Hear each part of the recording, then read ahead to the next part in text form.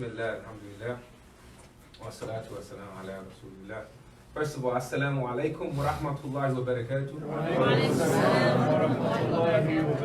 Alhamdulillah, I want to say first of all that, just coming here and visiting this particular space, this is long overdue. I should have been here a long time ago. I got caught up, no excuse. I should have been here. I should have been seeing this space. But this is a very beautiful space, just coming here and seeing the growth that both organizations have, we've transformed into legitimate organizations, alhamdulillah. I mean, nothing shady. Yeah, nothing shady. I mean, and it's been a slow, healthy growth. What's beautiful about it, I never forget, like he said, we're at Denny's to 2, 3 a.m. Arbaz, he don't sleep, I don't know how it is now. He's married now, but he didn't sleep before. So he was like me. So I worked at the prison out here, CIW prison, so I was a chaplain. So I would go there, and then afterwards, me and Arbaz, we would meet, and we'd be at the Denny's all night, just thinking about this particular idea. So I'll never forget, I had so many names for this new organization. One of the things that we wanted to accomplish is that, I was thinking about my children. I think my daughter was very young at the time, and I'm in this storefront masjid, but I'm working at the prison, and I'm also an imam at another masjid. So I was an imam at Masjid al-Taqwa. I'm a youth director at another masjid in Glendale, and I'm like, but I'm neglecting this masjid that I grew up in. This is the masjid my father and some of the founding members, they had a vision for this particular location. And, just to go into that, being an imam is something that, if you ask me, let's say, 18, 19, 20, those years, I would have said, get out of my face. I'm not trying to be nobody's imam, because I grew up in the house of an imam. I witnessed the rigor that, that it takes to be an imam. My father, he's from a time in which my father, he says during my time, he said, to earn this position, you had to be sincere. During your time, you have to be knowledgeable and sincere. So my father, he was very sincere, but he loved to study. What I recall, my father being up all night working on the topic for Salatul Jumu'ah. This is what I saw growing up. I saw, community issues come into the household, and my mother, getting a hold of these issues. I'm not gonna mention what happens after that. And but I was impacted by what happened at Masjid Ibadullah. Masjid Ibadullah was a very interesting place. We can have a movie. Anybody want to do a series? Let's do a series. On just growing up at Masjid Ibadullah. It's in the heart of the inner city, Jefferson Boulevard. In there, you don't know what you're going to encounter on the day. Salatul Jumu'ah was very interesting. The people surrounding my father, these are former gang leaders, former drug dealers, drug users. These are individuals who and they were individuals who represented all facets of life. So you have majority African Americans who perhaps were in the streets, but then you have educated African Americans. It gets complicated. Sometimes we correlate the street life with African Americans. No, I witnessed very educated individuals who we refer to as doctor, so-and-so, individuals who earned their master's degree. They were individuals surrounding my father. So the community started to make a transition. My father, he had a stroke. I'll share a story with you all. I'm sitting at Masjid Umar bin al-Khattab, right? And that time I would come to Salatul Jumu'ah on my break. My father's giving a khutbah, and I'm not living with him during that time. So I had another place with my friend, and I was not thinking about being no imam during that time. My father's giving a khutbah, and my father, he seems, he got weak, and he's giving a khutbah, he's continuously going, and he starts sweating. You know, he's sweating, and I'm like, what's going on with my father? This is unusual. And then all of a sudden, he collapses down, you know, but he's still giving a khutbah. So immediately, I go and I'm like, I go to the lobby and I tell them immediately, call the ambulance. I go back to my father while he's giving a khutbah. I remove my t-shirt on top, and I'm wiping sweat, and he's continuously giving a khutbah. So he's having a stroke while giving a khutbah. So right after he wanted to finish, he had to finish. My father was, you know, he's a scholar like that. He had to finish his khutbah. And the ambulance was waiting on side, and then, you know, he was rushed to the hospital. So my father, I believe that was his first stroke, and then he had another stroke. You know, so there was a void in the community. And during that time, you had all these movements. I think it was a rise in the, you know, the Salafi type of outlook. You know, so you have that coming to the masjid. And I'm like, this isn't my father's vision. Then you have another influence coming to the masjid. We can leave. I was like, this is not my father's vision. So all of these individuals coming in, vying for power because there was a void. And I'm sitting there, and the community's looking at me, and I'm looking at in back of me to see who's going to take this position. And, you know, long story short, you know, I saw that, you know, a lot of stuff is going to be on me. You know, I started off as a board member, and even before becoming a board member, I was dissatisfied with what was taking place in the masjid where my father was sick. And I kind of distanced myself. And then all of a sudden I get a call and they say, we need you to come on the board. And I'm like, so I was convinced by the people around me, go and join the board. So I did that. I started giving the khutbah. My father put me up there. I think during that time I was maybe 24 years old. There's a few things that happened. My father getting sick. My friend, he was killed in Pasadena. This was you know, it was a gang shooting. They approached my friend and they killed him. This is a Muslim brother who we grew up in the masjid together. And his mother asked me to wash and shroud his body, okay, along with other friends. I was scared to death. I said, man, I don't want to see my friend in this way. Life-changing experience. I'm glad. I will never forget being in that room, and I felt, you know, it was a transformational type of experience. So I felt transformed coming out of that experience, along with my father, you know, going through his, you know, illness.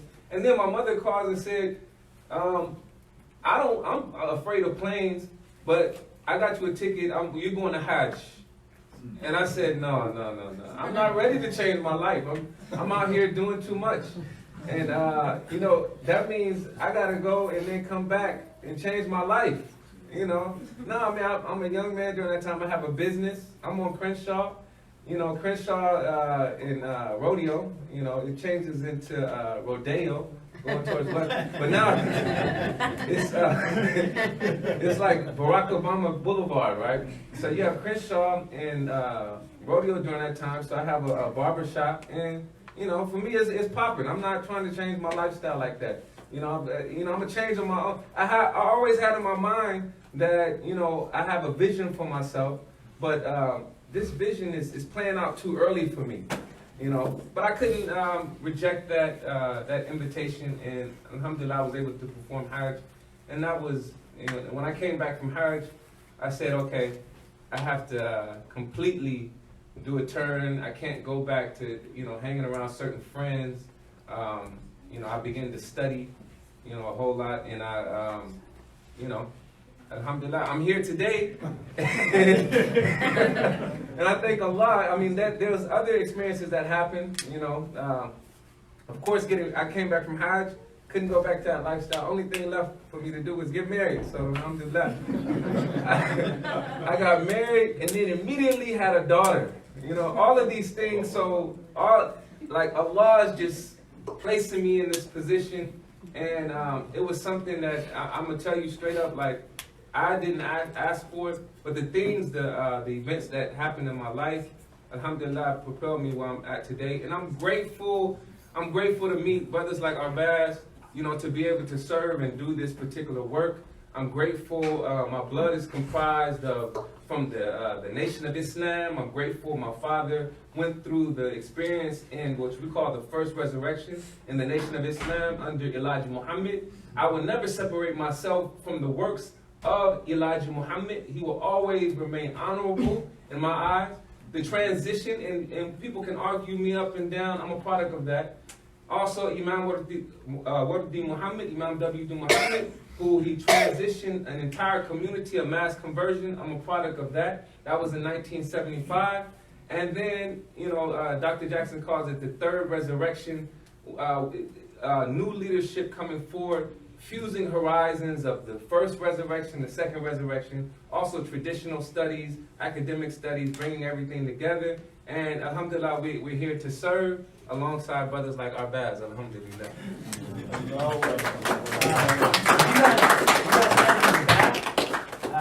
I don't know if we're out of chairs, but you guys can just sit on the ground around here too if you guys want. Just post up so you guys don't have to stand the whole time. Alhamdulillah. So you talked a lot about your father and his legacy and him becoming imam. Can you share a little bit about how your father came into the movement, how he became Muslim, and how he started the masjid? Okay. So my father, he came into, he's moving out here from East Chicago, Indiana, and he ran into some individuals that introduced him to the Nation of Islam. What's so beautiful, at our home we have a frame, right? Inside this frame is a 4-page letter that my father wrote his parents. And some of the highlights of this letter is that my father is telling his parents, go and see the minister, right? He's telling them, go see the minister, go see Elijah Muhammad. He's telling them that I've converted into Islam, and now I finally know my purpose in life. And he's telling them that they need to also find their purpose, so go see the minister. And he's telling them the impact of Islam. He says, I don't drink and smoke, so I haven't went crazy. He tells them to go and I guess there was a young lady growing up that was his girlfriend during the time. I think she thought he went crazy by becoming Muslim. So he tells them in the letter, go inform her I didn't go crazy, I became Muslim. So this letter is really highlighting him becoming a Muslim. So this is around 1970, 1971. And so my father coming up through the ranks, he was known as for selling fish. So he was on the fish crew. The fish crew is famous, okay? The fish crew, we don't know anything about the fish crew. I don't know if it's on Google. You can look it up, but the fish crew is off the chain, is famous. They would bring fish from Peru. So they had a contract with Peru. And they would bring fish over and sell it. They sold so much fish, they changed the prices in the local supermarkets. So my father was the top fish salesman. And one of the stories, my father, the hours were so long, they're driving, my father gets in a car accident, gets propelled out of the window, okay? Breaks his jaw. They wire up his jaw. A few days later, he's selling fish with a wired up jaw. That's how much they loved the mission, okay? My father used to say his shoes were messed up, holes in his shoes. They loved the mission. With them, they had something, they were so prideful about that particular mission. So my father, 1975, during the transition, he started to make a transition into studying. So he's studying. You have individuals, may Allah bless his soul, you have Sheikh Shu'aib. He was commissioned to come out here and teach the brothers Arabic. So my father was in this early Arabic class with Imam A.K. Hassan and others. Imam Ayman was my first Arabic teacher, okay? So they're in this class learning Arabic. My father's coming up through the ranks as minister and then assistant imam to Imam A.K. Hassan. During that time, there was a lot of contention because people were trying, when you're talking about a big leader passing away, and then a transition. This transition is like none other. One day you're praying, or one day you are sitting in chairs in the temples, then they convert the temples into a mosque. They remove all the chairs. One day you're told about Yaqub and the grafting of a race of white people and so on and so forth. You're told about a possible ship that's going to come and save the black people. Then you're being told that that's a myth. So this is Imam Jihad Muhammad saying that this is all a myth that my father brought. He's a master psychologist. You're being taught that Father Muhammad is possibly God in a person, and Elijah Muhammad is a messenger. And then all of a sudden, Imam Jihad Muhammad is telling you that it's a myth. So my father, he was one of the individuals who was able to transition and study more about the Arabic language, study more about Quran and Sunnah and so forth. So my father was very studious. Like I said, he had a library at home. That was my first teacher. My father is constantly studying. He would do classes every Tuesday. I'm in the classes sitting down as a young kid. I'm at his classes. My father was talking about the issues, political issues in Palestine. He did a whole series called The Psychological Effects of Slavery. Okay? And so he's talking to that context during that time. And he's bringing in their Quran and Sunnah. In the masjid, one day you'll see Muhammad Ali walk in.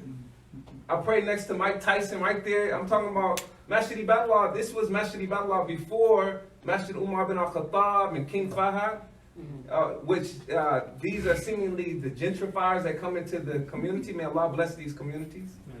But when you have these storefronts, this was the source of Islam for the inner city. You might see Tommy Davidson walked in one day. We had the brother who was an actor during that time, Daryl Savad. They were all there listening to my father. My father's talking about the issue in Palestine. He's talking about those issues. He's talking about highly issues that are very political. Then he's turning around talking about race formation in the United States. He's bringing in history. And then turn around and bring in Quran and Sunnah. He's giving tafsir. So my father's handing me notes. He's like, type this for me, son. So during that time, I have to type his notes. I used to hate, he used to bring me a big old stack and say, have this type for me in the morning. So I'm typing, I gotta look, but I'm not knowing what's happening at the same time. I'm reading the notes, going to the classes. I have no idea what I was being prepared for.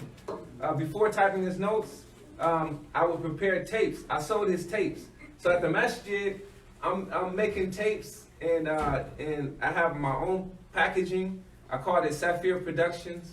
I'm selling tapes every week. After Salatul Jummah, I got my table laid out. I got my tape machine. And I'm not knowing what's taking place. I'm selling tapes, $5 a tape. I never forget. And you have brothers come to me, put away 10 tapes. Sisters come to me, put away 5 tapes. I need a tape for my cousin. I need a tape for my uncle. We need to send tapes in the prison. I started producing videos. So I had a little camera, big old camera, not a little. During that time, a big old camera, right? So when you put the big VHS in, right? Yes, then I make the camera. I started doing edits. So I was getting, a sign came in and said Saafir Productions. You know, getting the tape. A little ring sign, nothing typed. I wrote it. So you have that, and then, you know, it'll break up, you know, something.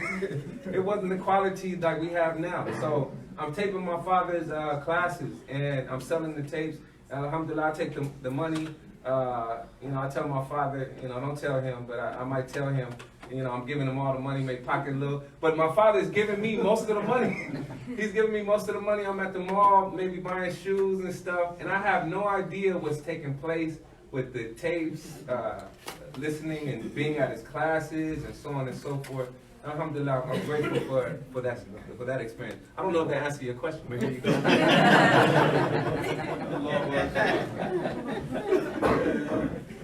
So, you mentioned the point about newer masjids and, you know, being one of the first masjids that was there in South Los Angeles.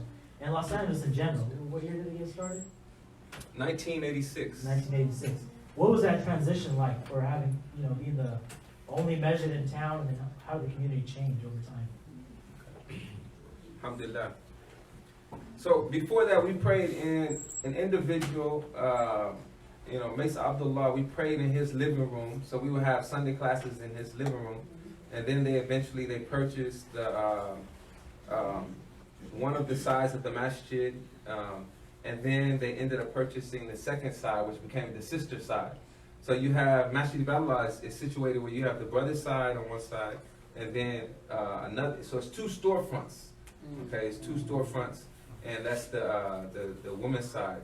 So my father and a couple of the community members, during that time you had a few, which we had to inherit all of these little small storefronts in Los Angeles. And I know our elders didn't know that we would have to inherit something like this, perhaps. But our elders didn't always get along, okay? Our elders didn't always agree. The solution, if you don't agree, is perhaps the same solution we have now, which can be challenging for the generation that comes after who have to inherit this type of community. So the individuals, instead of working it out, which is very difficult sometimes to work things out, they began opening up different masajid. Alhamdulillah, that's Allah's plan. So my father and the community, dissatisfied with what was taking place at the Bilal Islamic Center, which alhamdulillah, that's still going up. Matter of fact, they're building a center now, they're building a masjid, and we're building one simultaneously. Okay, so they got the east side, and we over in South Los Angeles, towards west, more west. Alhamdulillah, Allah knows best. So they began, starting classes. A lot of people began coming to Jefferson Boulevard. My father, they did a lot of social services too. They would do homeless feedings, and that's where. Do we know about the Humanitarian Day? Okay, so that's every, during Ramadan, they have a humanitarian day, and also they're partners with Sahaba Initiative, in which they do a humanitarian day out here somewhere, right? Yeah, we do it here every year. Okay, so alhamdulillah, so they started doing social services, going into the prison, so on and so forth. So this was the work that they were doing, and they did it without a salary, without getting paid. My father, he had a pest control business. He would kill bugs at night, and during the daytime, help the Muslims, and he would go into Muslim businesses and kill the bugs in Muslim businesses, and then he would come in the daytime and work for the community, alhamdulillah. So, when the transition happened, you moved from the Nation of Islam to basically, a Sunni Orthodox Islam under W. Muhammad. How did the relationship change with the greater Muslim community? Because at one point, you're predominantly within an African American community with the Nation of Islam, and then you transition. How did that relationship with the immigrant community form? Because I don't know how it was back in the '80s, but I'm sure the immigrant community was there, and they had different views, and they were more focused on their businesses, and they had other things going on. What was that relationship like? Okay. Well, my father, what was good about being under my father's training is that, he didn't retreat from people. Sometimes if you smell racism, if you feel any type of inclination towards racism, you're like, I don't want to be around them anymore. My father, he made people uncomfortable. If he felt any type of racism, he's going to be in your face, and he's going to make you into a friend. So my father was out in the community. He was, bridging gaps. He was on the front lines. He was amongst the pioneers of the Shura Council. And he never shied away from making relationships with, building relationships with other communities, When my father, you may catch him giving the khutbah. He would go to Masjid Umar bin al-Khattab. He would come out IOC.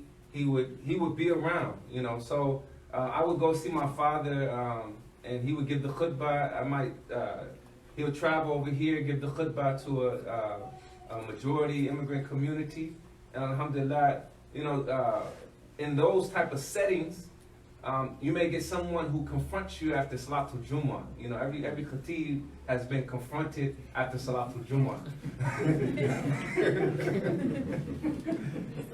So my father, alhamdulillah, sometimes that disturbs you. You know, you don't want to return to that masjid. My father, he didn't care. He was going to those masajid and making sure that his face is known.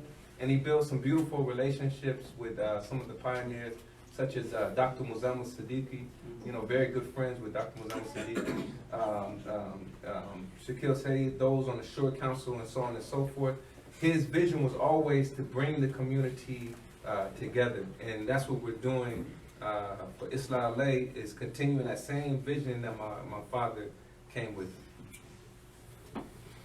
So consistently we hear this term, inner city. Can you define it within like 2 or 3 sentences? What is the inner city? And yeah, let's start there. He's better than the lady Gail or whatever. Yeah.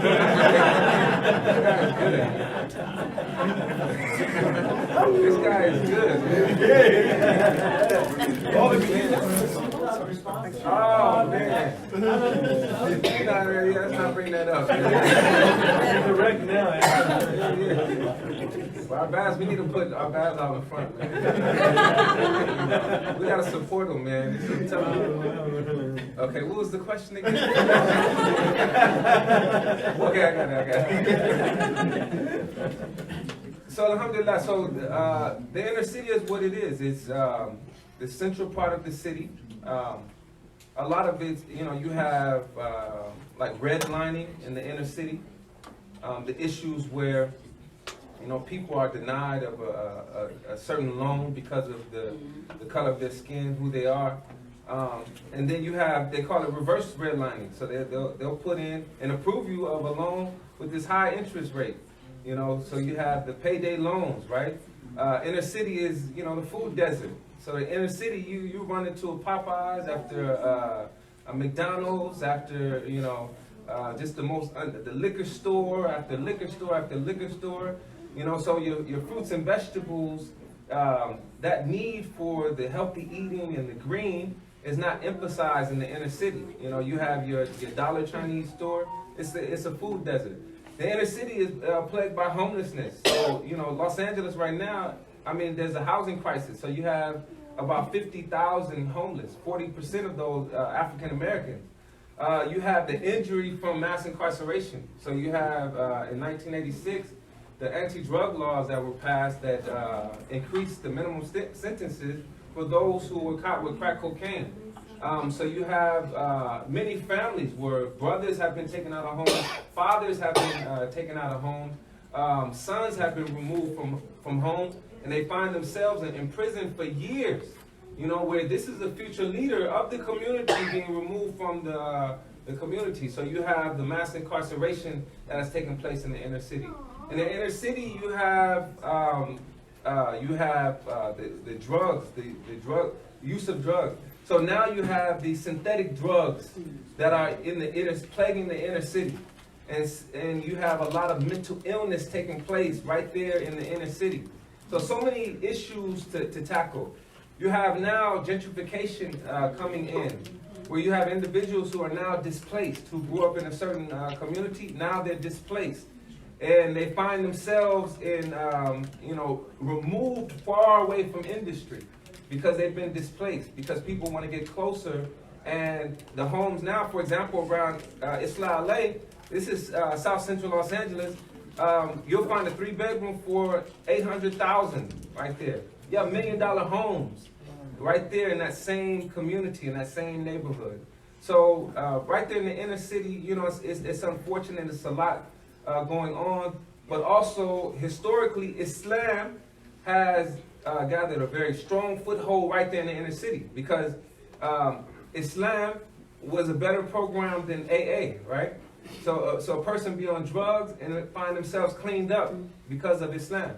You know, you have Islam right there giving people hope. You know, where you have this narrative that Islam radicalizes individuals. No, these are individuals who were radicalized by America's streets, and now they're upright citizens, good fathers, serving their community because of Islam. You know, you wouldn't believe like the individual, and that's what I saw. I saw Islam as a transformational force growing up. I saw an individual who found themselves, you know, being plagued. Also in the inner city, you have the school to prison pipeline. So they're victimized by the school to prison pipeline, where they're going from junior high school into juvenile hall, right? So junior high school into juvenile hall, and they're in and out. They already have a record. They're in and out, and then they get to the prison, and they get to learn about Islam, and they come out, and it's giving them hope. They're going around their parents. Their parents are, you know, amazed that they've changed, and so on and so forth. So you have the inner city, and which plagues the inner city, but you have Islam as the hope for the inner city. So I'm happy to be on the side of hope in the inner city. Alhamdulillah. So you mentioned Islam as a transformational force in the inner city. I think many times when we think about the problems of inner city, you can talk about, you know, housing to, you know, drug addiction, all the different things. But how does Islam, how is that the starting point for you? What do you see that, how does it play a role in all of these spaces in transforming the inner city? So I think what's important is that, you know, where you have individuals who their moral compass is disrupted by what they've seen. So what we have now is like we see individuals and we judge them by their behavior, not knowing that this individual is traumatized, and this is why they commit such horrific acts. They're traumatized. So I think Islam hits at the very root of that trauma. You know, it disrupts the trauma. It has the individual bowing down 5 times a day. It has them worried about their hygiene. They're performing wudu. They're worried about how they're treating others. Now you're told that you have consequences. You're given the idea that there is a paradise that you have to work for. You're told, you know, so you have the idea that with difficulty comes ease. So your trials were there as a test. So they have a different worldview. They look at trial a lot differently. So Islam, it has that within the package. It allows them an opportunity to bring in another language. Now they're getting self-esteem. A brother who just knew how to say what's up, now they saying kaifa haluk and all this stuff. Assalamu alaikum. Assalamu alaikum by itself is empowering. Okay? This kufi right here is empowering. You know, I can go anywhere in LA, ain't nobody banging on me, right? Ain't nobody saying, what say you from? Because I got this kufi on. I feel safe. You know, my mother taught me that if they ask you where you from, tell them you Muslim. You know, and I was like, no, that's not going to work. But it works. It works, all right? And then historically, you got the historical aspect of Islam about these are real men. Like, I grew up around real men. So I was empowered. It's like, you got a crew, I got a bigger crew. You know, I got the world of Muslims. You know, you make a phone call, I can make a phone call too. And I got the entire Muslims. I got Papa Shah and all of them to get down and fight for me. So you feel empowered by the brotherhood, by the sisterhood, by the community. I think that's what's the most empowering thing about Islam, is that having a community that's helping you and helping you raise this identity, making this identity of being a good person and so on and so forth more prominent in your life. So alhamdulillah, and then you have the aspect of, you know, community, family, you know, brothers who they encountered a lot of shadiness on the streets, people they couldn't trust. Now Islam comes and says, hey, you need to get married. There's a good sister. Now the brother's hopeful. You know, he's like, man, what, marriage? You know, he's hopeful. So he comes in. Some of the brothers who have gotten out of prison, they come into the masjid, and their lives have changed. They've met a sister, and their lives have absolutely changed. They begin having children. It's so much within Islam that's aiming towards transformation. The month of Ramadan, how good that brother feels to say no to his passions and desires. You know, how much confidence he has now to say no to alcoholic beverage and so on and so forth. He feels empowered. So I've never seen individuals more empowered than Muslims, you know, when they're really applying Islam properly. I've never seen individuals more empowered to do good and bring that same transformation to the community, to the neighborhood. So this is the past. This is where we're at now. We talked about a little bit about, the history, your father, the inner city. What are you doing now? Because now all I see is pictures of you talking to media. You got Nipsey Hussle came to your masjid, and you're doing a lot of things. You got a building now. You're the CEO.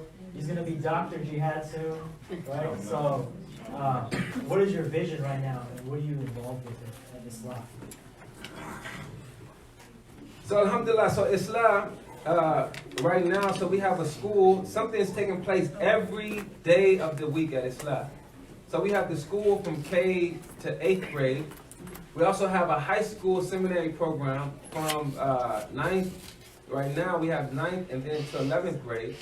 So you have that learning taking place every day at Islam. You have the food pantry on a weekly basis. The brothers go out and they pick up the food on Thursday and they pass it out to the community on Saturday. So we're feeding over 100 families per week. We have 4 homes. So we have 2 homes for formerly incarcerated, also homeless sisters, and also we have 2 more homes for formerly incarcerated and also homeless brothers. So we have 4 homes, so we're into the housing. We want to take that to another level, like we're looking at right now, like seeing if we can purchase an old motel or something. We're looking at purchasing, some more property towards that particular cause, and then getting a grant or getting a contract with the county, which they need help in regards to housing. So we have a lot going on. Our children, this is amazing right here, right? It's a different mindset, So our children, for example, I saw them arguing. Some may agree with this, some may not. Some may see this as progress, some may not. I saw the children talking to each other, and one guy said, "My therapist is coming," and other guy, "Well, I need to get the therapy too. I need to sign up for the program for therapy too." These are different conversations. Like now, I had a teacher one time tell me, she says that if you're African American and you're over the age of puberty, you need to get therapy. A lot of trauma in the inner city. So to hear our children talking about ways to move beyond this trauma is very beautiful. So people may not know how far-reaching those statements are. When you talk about an individual, this is going to prepare them to be better in life in the future, and not take their trauma with them into adulthood. So alhamdulillah, so this is our children. We're changing the mindset of them, and then also teaching them Quran and Sunnah and so on and so forth. So their conversations are a lot different than the conversations when I was in school. So alhamdulillah. So we also have future works with Ummah Clinic. Do we know about Ummah Clinic? Oh, yes. Okay, so they're dealing with, yeah. So it's one of our partners. So who went to the gala? Raise your hand. Okay. Only a few people They went ran to out the of gala? tickets. Imam, I needed 4 tickets. I ran out of tickets. I was even on the waiting list. You could have called me. You could have called. You could have called me. So alhamdulillah. So we just had a gala. Alhamdulillah. I look at that as the biggest event of the year. Everybody wore their nice garments and so on and so forth. So we had a very beautiful event. So we have a health fair. We had a health fair today. Ummah Islah health fair for the community, and where we provided some dental hygiene package, health checkups for the community, the homeless in that particular community. Alhamdulillah. We have the Next Steps Fellowship Retreat. We're going to partner with Sahaba Initiative, inshallah, on this one. For the next one, we do a yearly retreat for the formerly incarcerated men. We did one more recently with about 20 men. We want to expand that for the sisters too. They go into Mount Baldy, to the Zen Center in Mount Baldy for 4 days, and they get workshops, and they unpack their experiences and design their next steps. So alhamdulillah. So we do that on a yearly basis, alhamdulillah. And we have a lot more stuff in the works. We have a brand new building being built from the ground up, inshallah. We need to go protest at the city is locking us up for a little bit. You know, they didn't stop the process, but we're almost done with the paperwork, alhamdulillah. So hopefully we're looking to start the building back again, inshallah, in hopefully in a month. So make dua for this new Islah Center, and all y'all better be there when we have our grand opening. Everybody has to come. So big ideas. You got a lot of things happening right now. In 10 years, if you were to look back and say, you know, this is where I want to be, what would you say the vision is? So 10 years from now, 2030, what would you like to see for Islah LA and the inner cities in general, you know, for the other communities and how we all work together? What would you say is the bigger vision that we all can aspire to? You're the leader for this thing. You're the leader for the movement. No, I think we need to take our, our social services to another level, you know, and we want to make sure that, you know, these social services are institutionalized, you know, in regards to these are ongoing. We don't want just once a year events, so we're making a transition into, like, even for the housing. We're trying to build up the programming for the housing. We need, for example, for the housing, we want therapists to come to the housing and offer therapy for and job training for brothers and sisters in the housing. So we're working towards that. We're working towards having full-blown programs in these houses so that the formerly incarcerated can transition, can re-enter into society. And also those who are homeless, they can transition into owning a home. You know, so we have some visions in regards to we're designing right now a program. In regards to myself, I hope to train some of the young brothers, some of the young sisters to take over my position. I don't know if I'll be around, period, but I don't know if I'll be over Islah LA like that. Like, I want to do other things with my life. I'm a teacher. I think that's my passion. Like, I want to teach. Like, so alhamdulillah, I'm in school, getting my PhD, and make dua that I finished that. This has been a struggle, trying to balance family and work, so on and so forth, and then also write this dissertation. It's been a struggle for me, but that's my passion. I want to teach, and I want to make sure that I, leave behind a grand legacy. I want to, create some jobs where people have some legitimate positions with benefits, you know. So alhamdulillah, so like I'm working on getting benefits. You know, this is beautiful for Islah LA. We came from the storefront. Y'all don't understand this. Like, we come from the storefront where the imam gets $50 a week. So the transition, like, my father was getting $50 a week. I was an imam, a volunteer imam, and this is why what I mentioned before. I was an imam. I got money from Masjid al-Taqwa from another masjid. And then I had to work in the prison as a chaplain, okay? So I got my benefits and salary from other places, right? So alhamdulillah, the transition from the storefront to where they usually pay imams $50 a week, you know, and you may have a board at the storefront masjid. They'll fire a free imam too. You know? I'm serious. I'm like, I'm free fired you, man. I'm not getting paid nothing. Okay, so that's why you can fight back, man. So the storefront culture, alhamdulillah, we changed that into a culture in the inner city, a model for the inner city for around the country. You know, so we have some of my imam friends who are also in the inner city. They're studying our model, seeing how we transition from this storefront into a center style, in the inner city. So alhamdulillah, we hope to expand that model. There's another school down the street that's closing down. It's been empty. We want to purchase that. So I have a meeting with the lady coming up. She was a former owner of the building that we purchased, and she didn't want to give up the store or the school that they built a couple of blocks away. So I'm going to meet with her to see if we can offer her for that building. So alhamdulillah, it's, how they say, buy the block. We Slauson Boulevard, we want to make that into, Muslims on Slauson Boulevard. Right? Okay. Does anyone have any questions? Let's start right here. Okay, I have a question.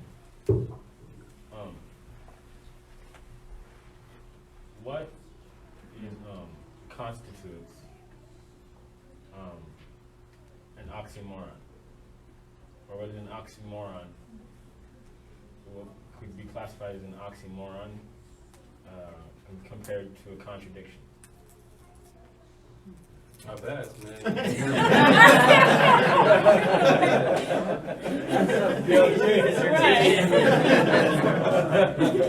Yeah, he got that.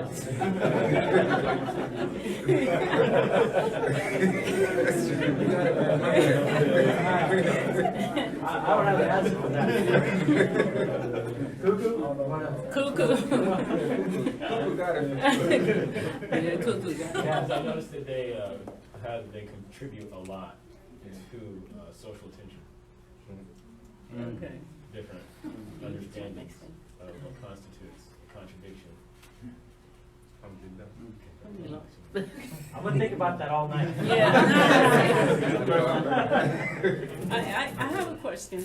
Well, I don't know if it's a question, but Jihad, you mentioned, Imam Jihad, you mentioned that 40% of the homeless was African American. Mhm. Is this in Los Angeles? Yeah, like especially downtown Los Angeles. Yeah, because I know we like 10% anywhere or 7%. So that if you really look at it like we're 7% probably in Los Angeles, and then when we're 40% homeless, that's major. Yeah. Like a lot of people don't realize that we're a small percentage of people, but we're a large percentage of the situation that's going on. I was just surprised to hear that. Yeah, homelessness and also incarceration. We have a large percentage. You're talking about 6% of the population, but over 30% of the prison population. So these are disproportionality in when we talk about joblessness, when we talk about in school suspension rate, when you're talking about drug sentencing and everything else, the issue is disproportionality. When you have African Americans have a higher rate in these problematic areas than other races, even though they may commit the same crime and do the same activity, so on and so forth. Assalamu alaikum, Imam. Wa alaikum salam. So, one thing I really appreciate that you guys do is you bring all these different communities together. So you're all the way out in LA, but you did your event, your gala was in Orange County. Yeah. And so that really brings a lot of people together because people from out here are not going over there. Yeah, You know. So what is it that you need from us, people that live in, Rancho Cucamonga? Alhamdulillah, y'all know why we come to Orange County.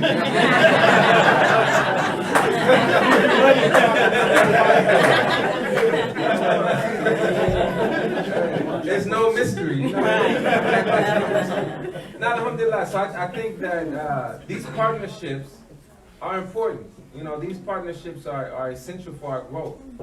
I think old models, you have these old models of nationalism that I think, if we're looking at moving towards the future, especially these, the generation coming up now, millennials and those who are coming after them, they see the world a lot differently. We're on Skype talking to, like, I have a teacher whose Skype is amazing, right?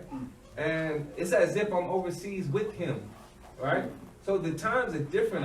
We're doing, we're building relationships with people. We're more global citizens now because of the internet. So we have to work together. A beautiful thing is where you have the Indo-Pac community, African American community. They've always had a partnership, right?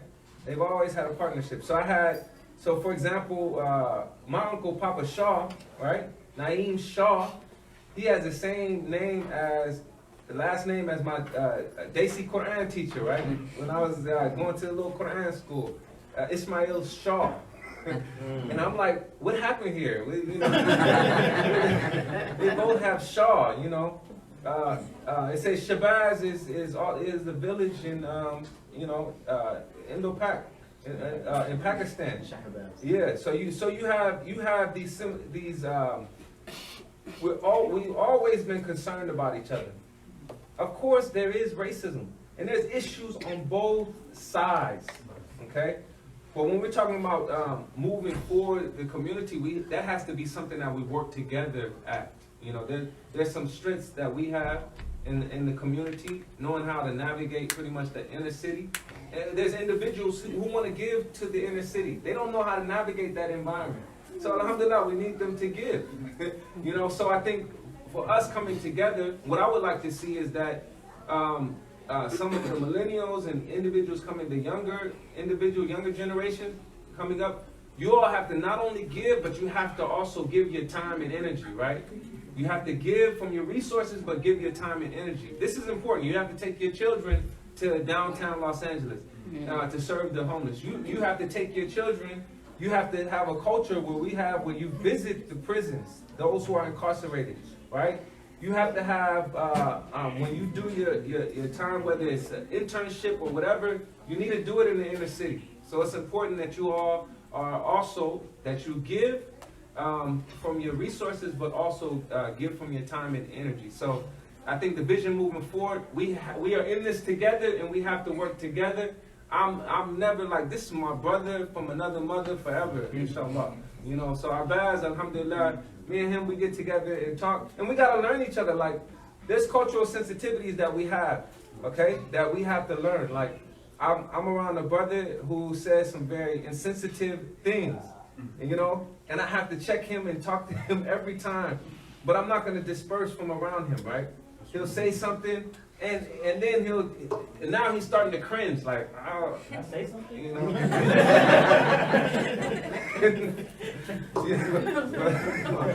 But alhamdulillah, Arbaz has never been like that, man. You hang out with Arbaz, man, you know. But sometimes, I mean, because we grew up in cultures where we accidentally, you know, we may say the N-word, right? Just don't say it around me, you know. But we may say the N-word, and you have to develop a sensitivity. Like, we need one another. You know what I'm saying? We need one another. And then, I mean, that's point blank.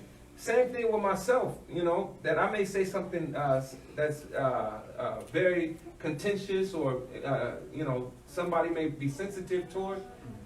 Let me know about it. Don't immediately label me as racist, you know. You know, I'm giving a khutbah yesterday, right? And I'm talking about black history, right? So, an Arab uncle in the crowd, right? He, all of a sudden, you know, before the start of the second khutbah, he raises his hand and said, "Imam, you forgot to mention the black stone." Right?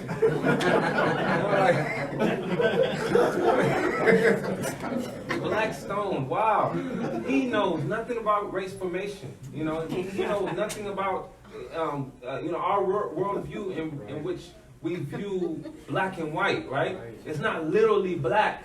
You know, you don't just look for, well, let's look at black shirts in here too. Like, describe the black stone, you know? So, alhamdulillah, like, maybe the old school me, I'm ready to kick him out and give him, call him a racist, right? But now I want to educate him, you know? And I told him in the khutbah, like, nah, it transcends color.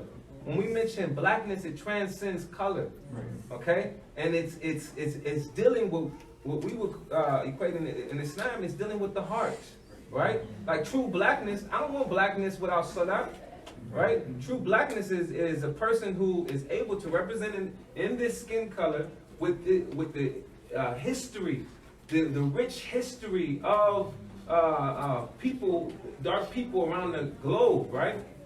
But at the end of the day, it's mixed in with iman, okay? Ihsan, so on and so forth. Salah, so on and so forth. That's the type of blackness, you know. So he got it mixed up with the actual color blackness, and he said the black stone. So we have to educate our elders, our uncles, right? Your relatives. You have to, if you're at home and you, like my grandmother may say some stuff, and you like, Grandma, come on, you know, you know. So I have to educate her, right? So you all may have relatives. Educate them, and you break the cycle. You don't continue that, okay?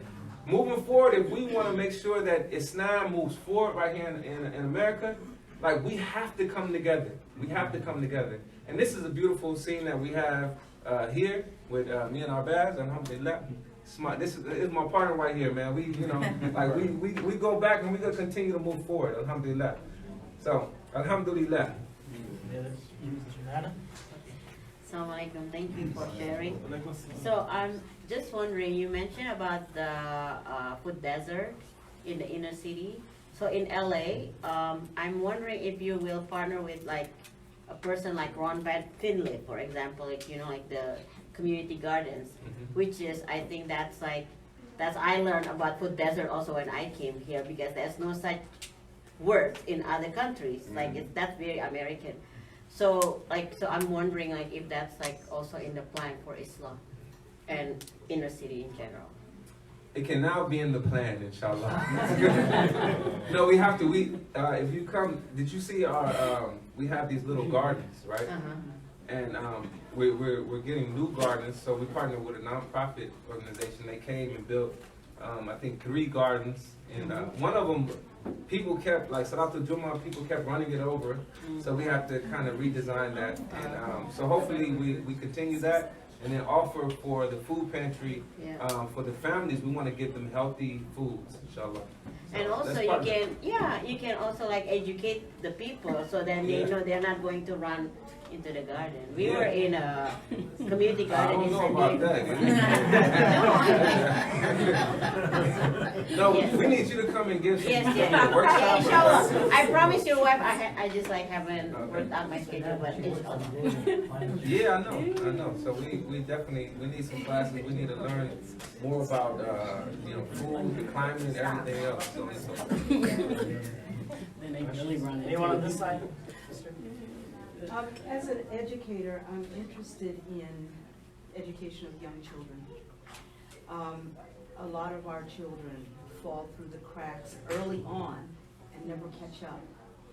Is there something in the works that would provide after-school services, help with homework, tutoring, mentorship, something like that for younger children, elementary to, say, junior high, that will provide them a foundation of better education and strengthen education so that that school to prison road is roadblocked?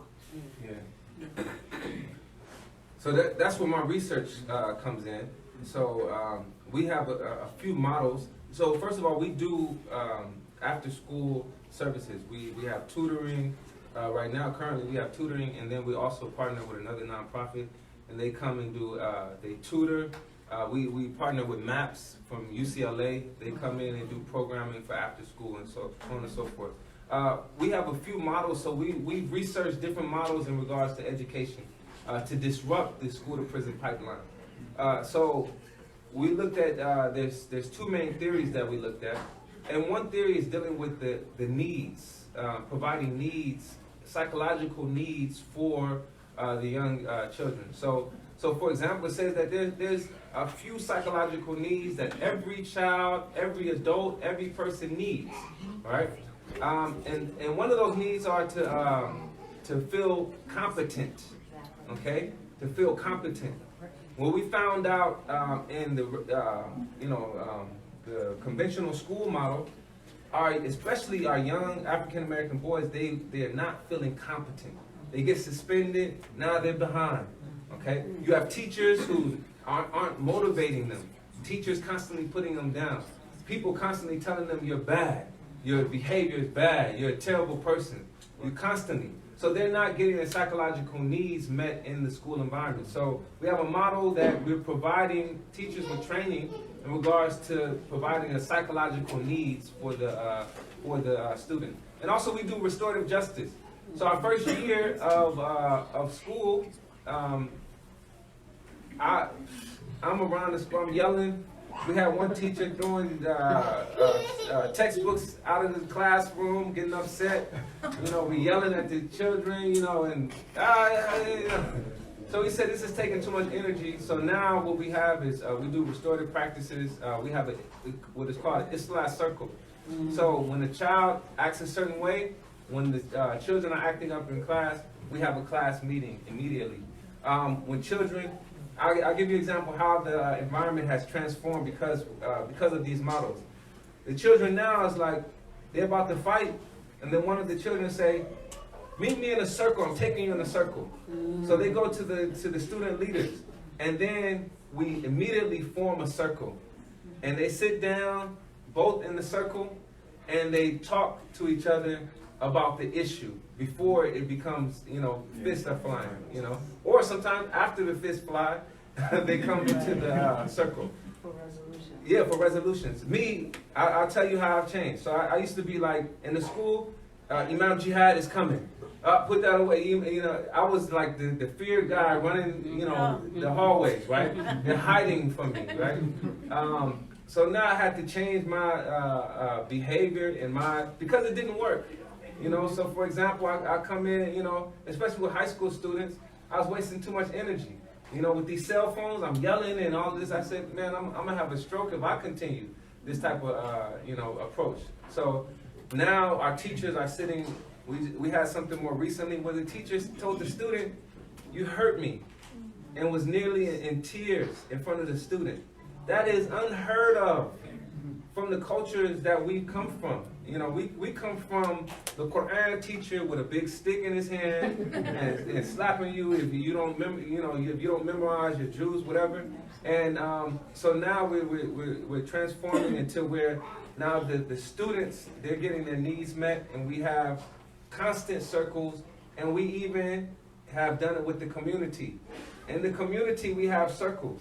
We have a circle tomorrow. I'm not going to tell you all what it's behind. Before, when we have issues, we just give each other salams and we stop talking to each other. This would go on for 6, 7, 8 years. We more recently got in a circle. We circled up and began to talk about how we've hurt each other. We started doing this in the month of Ramadan. I found out a sister has been mad at me. She's been upset with me for 8 years.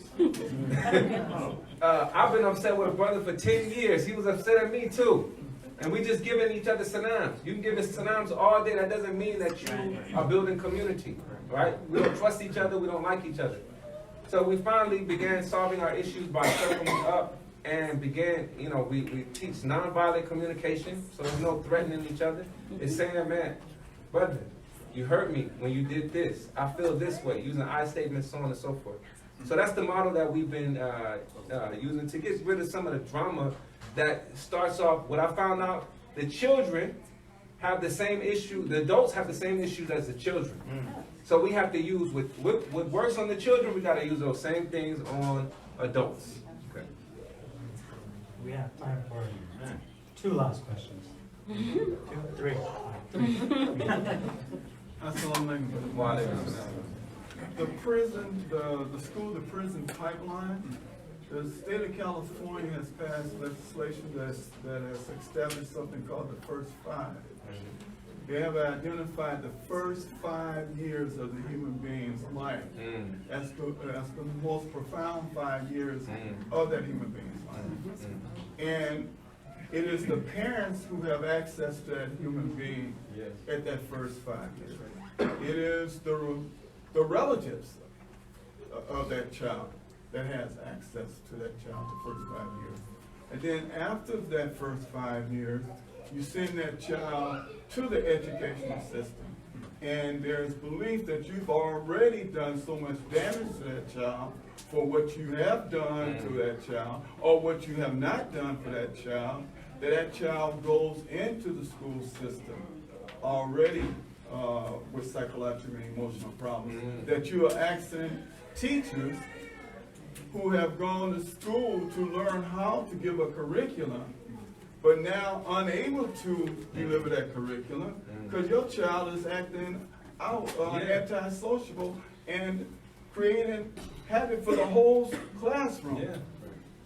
So I'm concerned about that term. I've heard it. I've been on radio programs with this term, school to prison.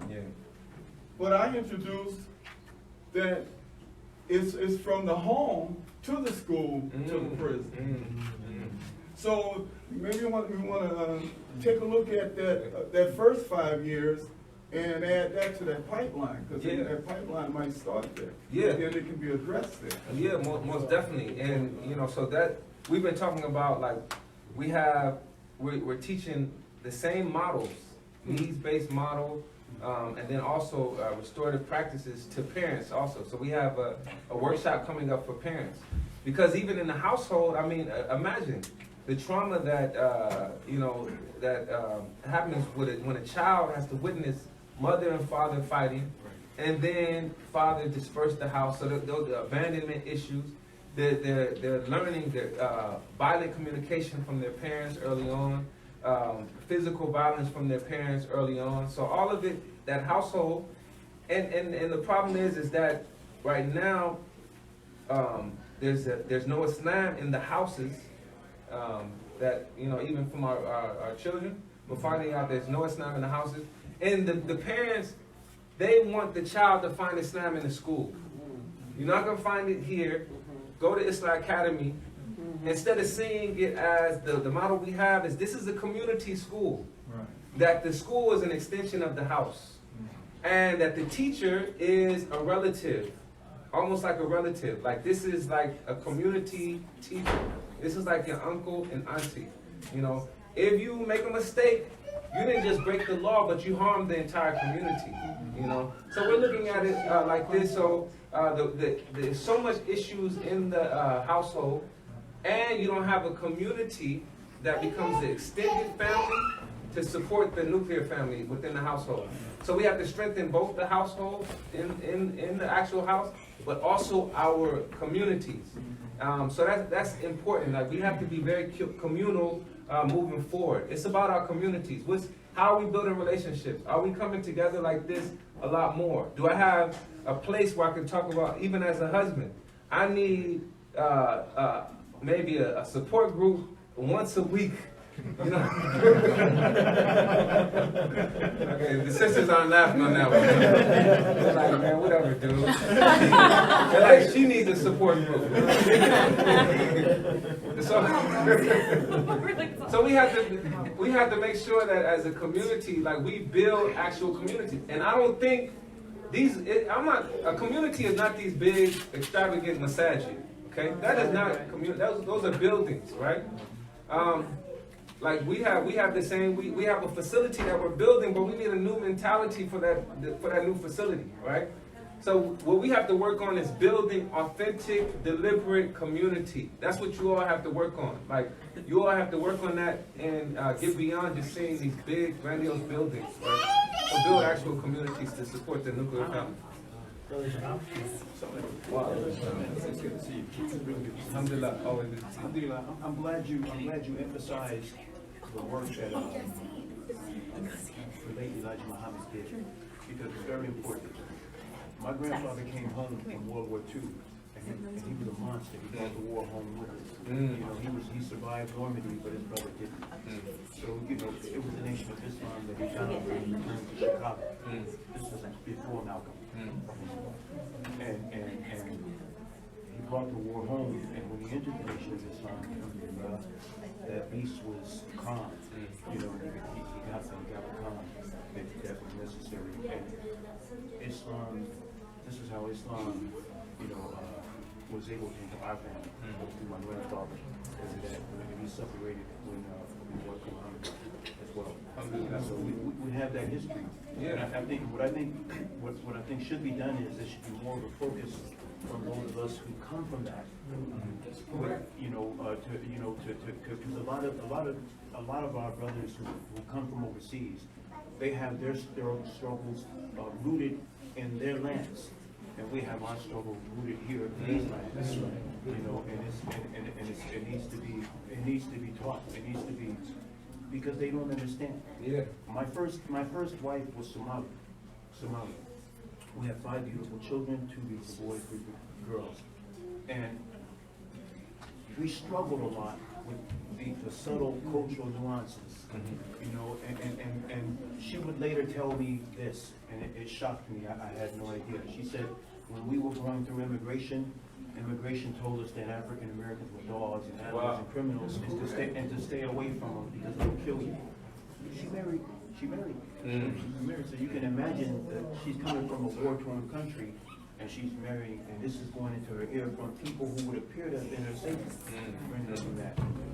and she finds herself with a brother like myself, who's also a veteran, you know, we had these personality conflicts because of that. You know, I couldn't figure it. I thought it was the trauma of the war, but it was really that which they put in her head. She didn't trust me, you know, and she had children. So I had to, you know, I had to really kind of chip away at that for 10 years, but it never subsided. The trust wasn't, you know, it wasn't there. And we eventually, the third talaq was that, and alhamdulillah, Allah provides. And, you know, my wife now, this is from that affirmed. So, yeah, but to get back to that point, you know, we have an indigenous struggle here, you know, and a lot of our brothers and sisters from overseas, they don't understand the distrust that we have for those kinds of institutional agencies that are aimed at the continuation of political human degradation of our people here in this land. You know, and that needs to be, you know, if we're to come together, they're going to have to understand that. Even Malcolm, what he said, I'm willing to work with anybody, I don't care what color we come from. Let's get the work done. You know, so that's the point I wanted to make. Alhamdulillah. Alhamdulillah, I think, you know. I want to ask your question and then Okay. continue. First of all, Jazakallah khair for everything you said. For me being a college student, I understand like what you said, what we should do. But for me, it's like reality, because I'm a full-time student, I work. What could I do? Like, you make me want to do things right now. Like, I'm just so moved. Like, what could I do to kind of encourage my fellow like Muslim brothers and sisters to get involved? Alhamdulillah. Yeah, I think what's so powerful right now, I mean, we have the powerful medium of the social media, right? Yeah. So it's sharing things, making sure the information gets out. Like if there's an event, making sure you tell 10, 20 friends, share this event, you know. And, you know, when we have events, that it's important. Like we have to see the wider community in the inner city. Like you all have to come out to these events. It's very important. I think that historically, like our parents had something else in mind. You know, even, you know, for parents who migrated here, like I understand it, I get it. Like if I'm coming to a place, I'm finding success in the face of success, and I'm going to try to get close proximity to that. Okay? So you have this idea of the American dream and whiteness. You know, and perhaps that's what success is, being close to whiteness. And you're being told, hey, blackness is over here, don't go near that place if you want access to this American dream. So I understand it, I get it. But Allah is with blackness in this case. In regards to if people are struggling in that land, you go with the people of ibtila, you go with the people of struggle, right? And you go and see how you can serve them, okay, and get them to transition to where they can be on their own 2 feet and handle, you know, their business, be business owners and own housing and everything else. So that's the duty for us as Muslims, is to find the people who are struggling, all right? That's why I love being in the inner city. You know, I've been in other communities and I was absolutely bored, right? Like, absolutely bored. Like, I'm not one of the imams. I'm not gonna just leave salat every day, you know, and then, you know, like, and then give a darts as if there's no issues outside of this building, right? Like, I'm not one of those imams. Like, even if I'm in the suburban community, which that may be my future if it doesn't work out. With Islam, I may be at some big masjid, right? I'm taking bus loads. We going to the inner city. We going to the people of struggle because Allah's with the people of struggle, right? And we're taking children to go and see how people are struggling, right? And so I think it's important for us to have that mindset. Wherever you all are, you have the social media, okay? Shout out Islam Sahaba, the initiative on social media, as frequent as possible if you can't make it down. We need like one giant movement name or something we all just jump onto. Islam movement. You know, That's it, Islam. They have a women's march. We need something. You know. Think of something, we'll do it. I got it. Islam movement. We got to do it. We gotta do a march. We gotta come together. We're gonna do it. We're gonna do it, inshallah. Sahaba. Yeah, that's good. Jazakallah khair, Imam Jihad. You know, I was happy you finally made it out here. You know, we're all coming together. We're going to continuously build together, build our organizations, build our communities. We all have a vision here at Sahaba Initiative. Malik, Janara, Kuka, everyone that's part of it here. We want to build build Sahaba Initiative and work in partnership with Islam. Learn from them, they'll learn from us, and continuously build our organizations here in the inner city. Our focus really is to continuously be amongst the people that are in need. You know, in San Bernardino and SLA, it's not only, you know, the people that we serve is not only, you know, African Americans, Latinos, it's immigrants, people that are refugees. So we have lots of different groups of people that are struggling here. And we as Muslims, have to constantly find a space for all of us to fit in the same room. And then sometimes it's difficult, right? You have somebody who might have just came out of prison, and you have someone who just fled the war in Syria, and both in the same space. And you're going to have a climate refugee very soon. And climate refugees, you have all sorts of historical trauma and oppression that people are facing. And we're consistently working together to build our communities. So, yeah, so Gennaro's flashing gang signs at me. His time up. He's like A little this. bit insight.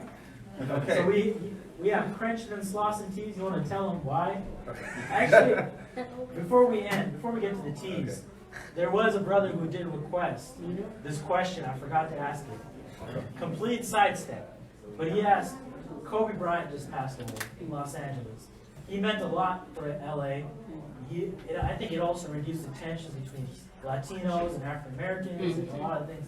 What did he mean, and what can we take away from that? Okay. Yeah, so Kobe Bryant, you know, admittedly, that struck me. I mean, that really hit me. Like I'm you know, I grew up watching Kobe Bryant. That hit me. Like I gave a khutbah a few days later, and you know, it was around. I don't like the discourse online where people, they want to come in and act as if they well versed in Quran and Sunnah on how you're supposed to mourn. Like don't bring me that. Like I have a heart, you know what I'm saying? Like I have a heart that, and I'm allowed to mourn for Muslim, non-Muslim alike, right? And it's important. Like we've internalized his image constantly, so he becomes a loved one to us, you know, whether we like it or not. Like, you know, and that's why we have to be careful of course, what we watch constantly. But people who we constantly exposed to their image, they become a loved one. So that's going to hit us more than sometimes individuals who, you know, may pass away in Muslim countries, right? And our elders may not like it, but we were brought here, you know, a lot of people were brought here. You internalize these images of these American figures. So during the time of the Prophet ﷺ, as he, you know, he stood for the Jewish individual, alaysa nafsan, you know, isn't this a soul, right? And then also there's an individual that the companions, they mourned over this lady who was a Christian lady, al-Harith, right? They mourned over, the Prophet ﷺ visited a Jewish boy on his, when he was sick, when he was ill, okay? So in regards to mourning, it's okay if you have some tears over Kobe Bryant, okay? Kobe Bryant, for me, it brought me to where I began to think and focus about my own mortality. Right. That I'm going to pass away, and no one is exempt. Yeah. Okay? So Kobe Bryant, you know, when you're talking about, you know, the success that he's reached in that particular field, and he's still not exempt. His mode of travel was a helicopter. His life, I can't even relate to how he lived, but he's still not exempt from death. For myself, sometimes I think that the inner city needs me. No, I am not exempt. That Allah would take me and replace me, right? And this is all of us. So it made me really think about my focus as a, and then also Kobe Bryant as a father. Right. You know, I started looking at my daughter, man, and really thinking about my daughter. You know, and I say all of this is that, you know, we can learn Allah. The blessing is that there's always beauty that comes out of tragedy, right? To where that Allah can cause a mass, you know, when you think about a mass group of individuals now starting to, what for us is a purification of the heart, is remember death. You know, this is something that is emphasized. The Prophet ﷺ, he was asked who's the most intelligent person. He talked about the one who remembers death and prepares for it. Now, people, most of the world, now they're thinking about death, all right? So there's always a blessing that came out of it. Don't let anyone tell you you're not supposed to mourn because he's not Muslim or whatever. Don't let anybody tell you that the heart, if you mourn it, if you shed some tears, alhamdulillah, you have a heart. You know, there's mercy in that heart. Innaha rahmah. You know, the Prophet ﷺ, he was crying, you know, and because of the death of his son. You know, he says in the heart is mercy.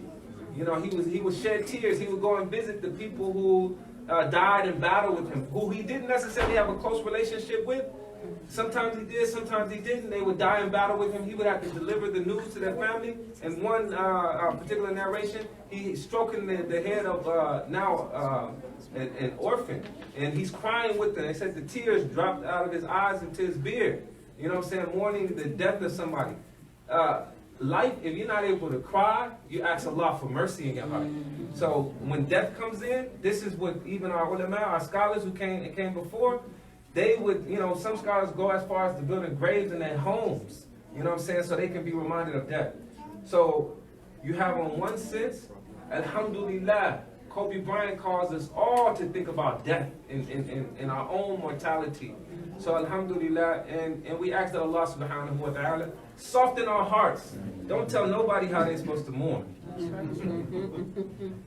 Now the t-shirts. Oh.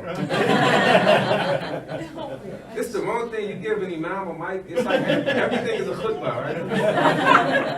Okay. And I was deliberate today. I was like, no going up there quoting from this ayah. I was like, just chill out with the people. You wear your Nikes and, you know. So alhamdulillah, Prince Sean Slauson, right? This represents the inner city. This is where we're at. And then Isla lay in the back. These t-shirts, they're limited time only. I'm a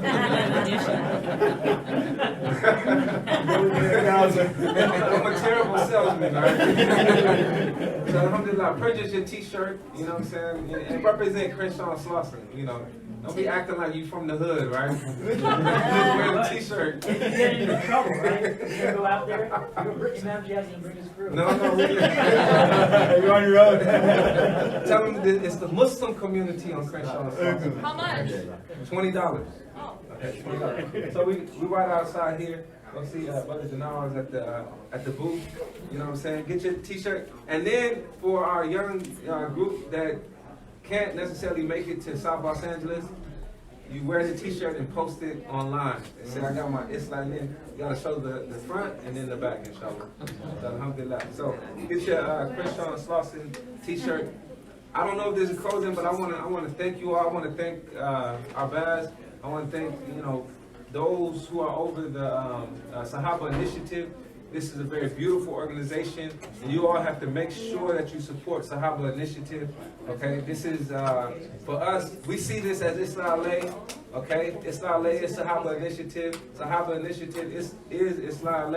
They came around the same time. Our Baz designed the logo right here for Islam. That's how close we are. Like, he designed the logo. 2 a.m. at Denny's. Yeah. Denny's tonight. 2 a.m. Our Baz helped me name it Islam, okay?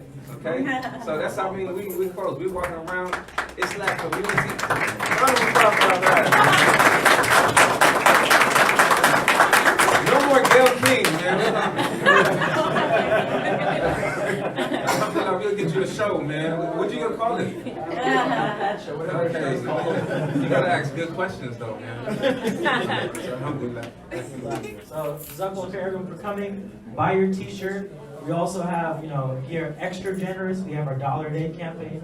If you want to support some of the projects here, we're going to continuously build. We're going to try to do this gathering every month again, like last year. We'll let you know when the next one is, and inshallah, continuously make dua. And I think, Valerie, you want to make the dua? No. Alhamdulillah.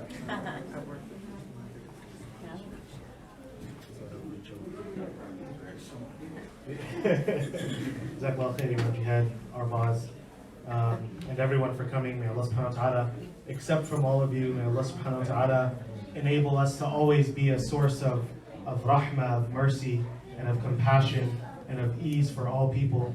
May Allah subhanahu wa ta'ala always bring us together in goodness.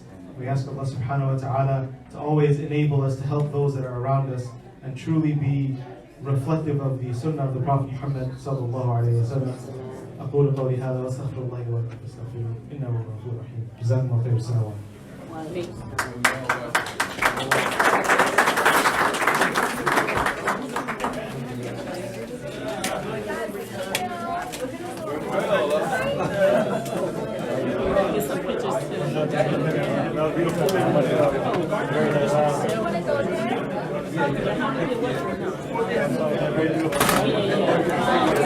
Let's take a picture.